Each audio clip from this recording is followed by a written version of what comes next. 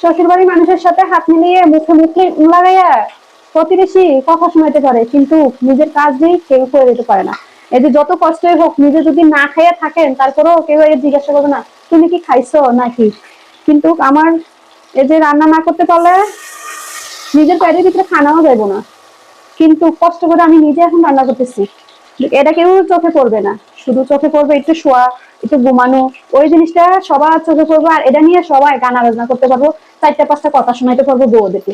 এটাই হচ্ছে মানুষের স্বভাব। আজকে সারা রাত গেছে, ঘুমাতেই পারি নাই, কারণ বাবু অনেক কান্নাকাটি করে। আমার বাবু সবসময় কোলে উঠে থাকবে, তো সবসময় কোলে রাখা তো আর রান্না করা যায় না। তো আমি সিংহামনির কাছে দিয়ে আসছি যাতে রান্না করতে আসছি। মানে রান্না তো এখনো করিই নাই, শুরুই করিনি, শুধু একটু কাটা বাছা করছি, মানে কোটাকুটি করছি।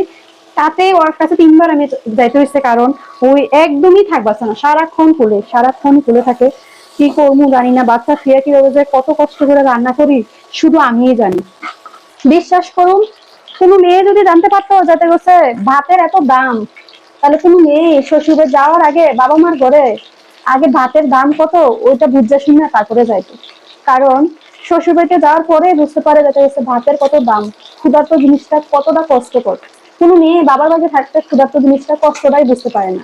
কত কি না খাওয়ার বাহানা থাকে, এটা দিয়ে খানা, ওটা দিয়ে খানা, ওইটা খাইবাছে না।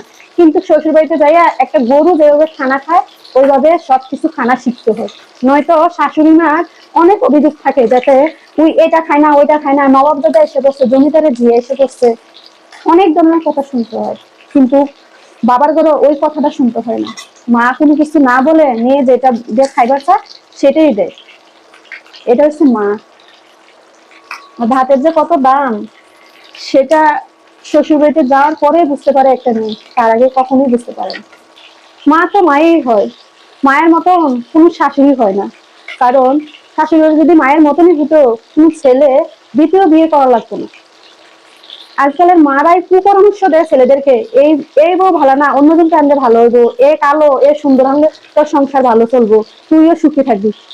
কালো বউর কাছে আর সুন্দর বউর কাছে সুখ না, আসলে সুখ শুধু তাদের মনের মিল আছে কিনা সেটা দেখতে হইব। কালো আর সুন্দরের সুখ আছে না। শাশুড়ি মা, এই কুপরামর্শ দেওয়া বন্ধ করেন, সমাজটাকে ধ্বংস করেন না। দেখতে দেখতে ঈদ কাটিয়ে ফেললাম। ঈদের পরের দিন আজকে কে কোথায় ঘুরবার গেছেন দুঃখজনক আমার, কারণ আমি কোথাও ঘুরবার যাইতে পারি না। এত ছোট বেবি নিয়ে কোথাও ঘুরবার যাবো যে, মানে আমার নিজের কষ্টটার কথা কি বলবো, কারোর কাছে শেয়ারও করতে পারতেছি না। মনের ভিতরে চাইপা রেখে আরো মনটা পুরো বার হয়ে গেছে। এত কষ্ট লাগতেছে যাতে আমি কোথাও ঘুরবার যাইতেছি না। এবারে ঈদ খুশি আছি একদিক দিয়ে, কারণ আমার সোনার টুকরা ছেলে আসছে আমার কোলে। আরেক দিক দিয়ে হচ্ছে ব্যাড লাক, কারণ আমি কারোর সাথে কোথাও ঘুরবার যাইতেছি না। তবে ইনশাল্লাহ আগামীতে যাইতে পারবো, কারণ আল্লাহ আমার খুশি করে এত সুন্দর একটা উপহার দিচ্ছে। তো সেটার জন্য আল্লাহর কাছে আলহামদুলিল্লাহ হাজারো শুকরিয়া আদায় করি।